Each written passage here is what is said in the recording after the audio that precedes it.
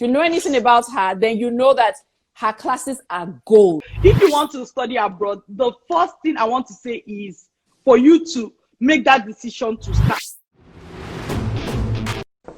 Hi, everybody.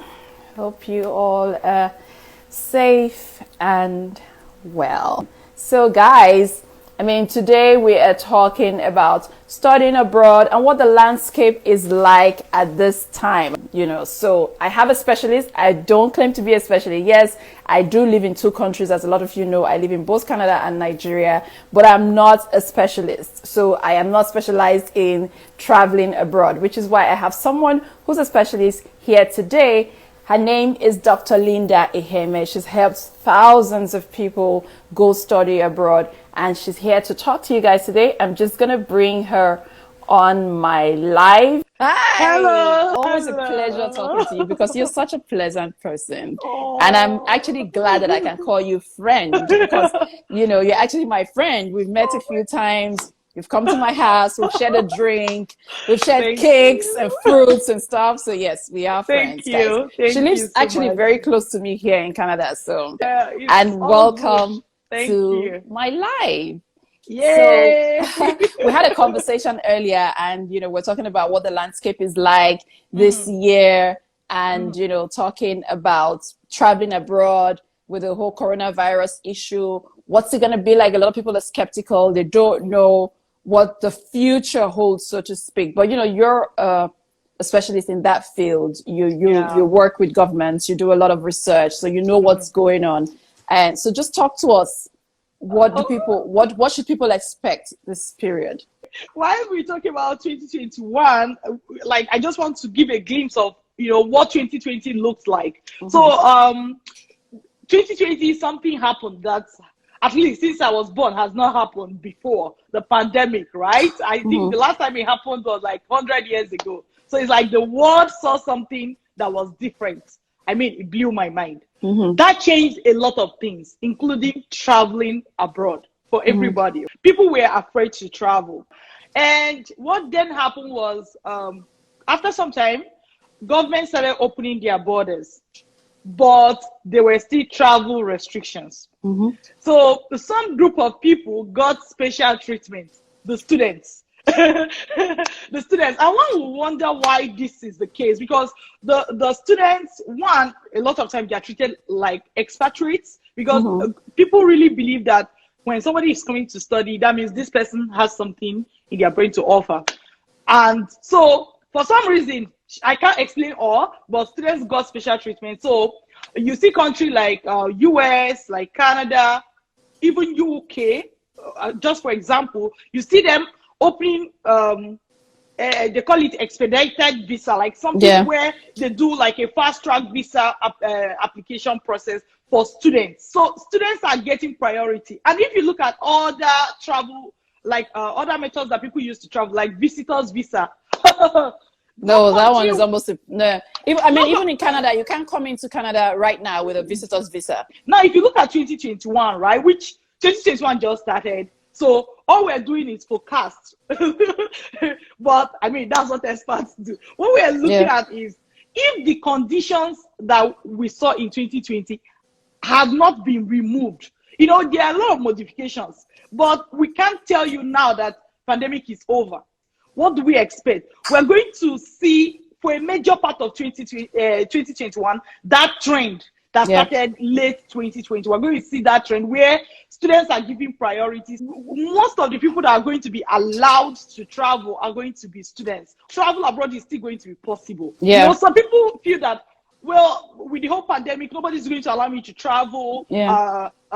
Students are still traveling. Yes. Travel abroad is possible. But there is a twist, which means if you are going through study abroad, you are 10 times more likely to travel than if you want to go for visit or for business or for any other method of travel abroad. So that's the first nugget I want anybody who is watching me right now to grasp.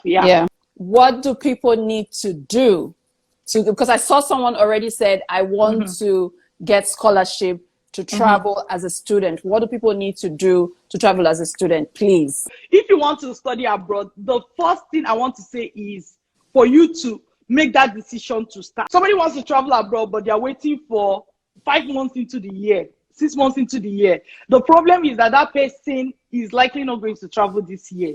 Looking at what is happening now, where you apply for visa, it may take longer than usual for that visa to come out because of everything is slow. So if somebody is going to, let's say, travel in September, now you have to do. You need to start it now. Yeah, you need to do school application. School will take their slow time to review because of pandemic. Then when the admission is out, and hopefully with scholarship, then you have to now apply for visa, which then takes another slow time. So if you want to start school September and you are listening to me right now, for example, you're already running late. So the first thing is that person needs to start now. Yep. For somebody that wants to travel, if they really want to travel this year, 2021, they have to start now. Then the second thing is finding the school, right? I know that a lot of people have difficulty finding the right school, especially if they are looking for scholarship. We introduce the person to funding options, starting with how they can secure full scholarship. But there are also partial scholarships, and sometimes you may be able to combine like 2 or more partial scholarships in order to cover your fees. Tuition, yeah. Yeah, but also there are other options like loan. Like there are international loan, that one is for sure. But even there are local loan. Because of the things that we do now, a lot of companies or bodies, if we say, reach out to us and they're like, we have this loan. If you have students that want to travel and they need loan, you know, direct them to us, and we have such contacts. So if even without being our client, if somebody reaches out to us right now and say, I have admission, we need loan, we usually refer them to those organizations that have shown interest that they give loan. Because a lot of people write the exam. Many people have associated the exam with travel abroad. If you're an undergraduate, you're likely going to need an English exam. The reason is because why schools don't need English exam from graduates, provided you are from English-speaking country or you have studied for like 3 years post-secondary education, yeah. they give you a waiver. So it's not that those schools don't take IELTS from, let's say, a French-speaking person only, you know. IELTS is not related to scholarship. Some people think if I score high in my IELTS, then I can get a scholarship. Yeah. Awesome. I mean, a lot of people are talking about going to school, especially I'm saying Canada a lot. Yeah. Talking about going to school in Canada doing their postgraduate. Someone actually said they want to come do a PhD. Nice. Right. And that is your specialty. Yes. That's what you specialize in, actually teaching people how to apply to schools here, how to look for scholarships, where to get the scholarships, because guys, the scholarships are there, but they're not readily available. So you can't just go on the website and just see different types of scholarships. You have to know where to look. They're actually there, but you just have to know where to look. If you know anything about her, then you know that her classes are gold. I see that some people are asking for like maybe class details. So what they can just do is, my handle is pinned on this video. You can see it's Dr. Linda. Her handle is there at Dr. Linda Iheme. Yes. So once you go to my page on Instagram, you are going go to my bio. You will see the link to our detailed info session.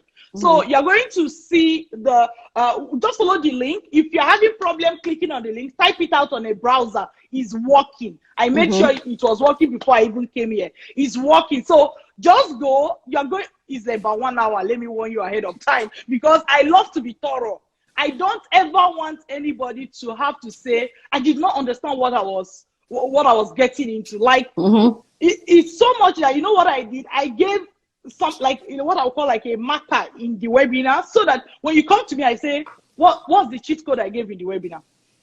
So I know that if you don't know it, even if you say you listen to the webinar, that means you are not listening, you know? So that when you give me that code, I will be like, yes, that means you heard every single thing, you understood it. So if before you make any payment ever for anything, You will understand you 100%. Yeah. You will decide. Thank you so much, Dr. Linda. Thank you so much. Thank Guys, you. she's your plug. Like, I know this woman personally. This is not like, oh, we're doing advert or anything. I know her personally. She's a great person. I mean, this is someone saying to you, go to the link in my bio, go and watch the webinar. Don't just come and pay me. Go and watch it so you know what you're getting into. I mean, that's someone who has integrity to say, go and watch it first, and then you know what you're getting into. Then you can now come back and pay and take the class. And if you want to study abroad, especially for postgraduate studies, if you know anyone who wants to, tell them to go to Dr. Linda's page right now at Dr. Linda Iheme. It's already pinned. You can see it there. Go to her page and go get all the information that you need. So in short, I'm going to save this video so that I can put it on my page. So you guys can send it to your friends, your family members, all the people you know who want to travel abroad for study. Please send this video to them so that they can actually take advantage of this offer as well. Like we said from the beginning, travel abroad for study is pretty much one of the most seamless ways to go abroad, especially in these times that we're living in right now, because most countries are not accepting visitors, but they are accepting students. So if you really want to travel abroad, you might, and you were not even thinking of studying abroad, you might want to consider the study route. I mean, there's no harm in getting some more education, especially if you're going to get scholarship as well, which is what Dr. Linda specializes in, to help people get scholarship to study abroad. Some of the secret heart desires of people that want to travel abroad, which include getting work. As a student, your study, let's say if it's Canada, for example, your study permit comes with work permit. Even US as well. So students can work while you study. When you study in the country, even if it's a one-year program, you are more likely to get job compared to somebody who came directly through any other route. Like, and this is true. Do you know some people, especially people that want to come into the country and leave, when they come, even via any other route, they still end up going back to school just to have that. Yes, actually, that's very true. Just to have that training. So if you're coming through study abroad, you may think you're wasting your time, but you are not. Because some people actually come with permanent residence, but when they get here, they realize, you know what? I might need to take some courses. I need to go back to school. That has even happened in my family. They need to take some courses, go back to school because they want some type of Canadian education, you know. So, so coming with study visa from the get-go is actually maybe your best way to actually move abroad if you're planning to immigrate. I love you so much. I love you too. Thank you. So send this video to all your friends and your family who you know want to work, want to study abroad, and want to move abroad through student visas and need scholarship and all of that. Dr. Linda is your plug. Like, she knows what she's doing, period. All right. Bye. Love you guys. Bye. Bye.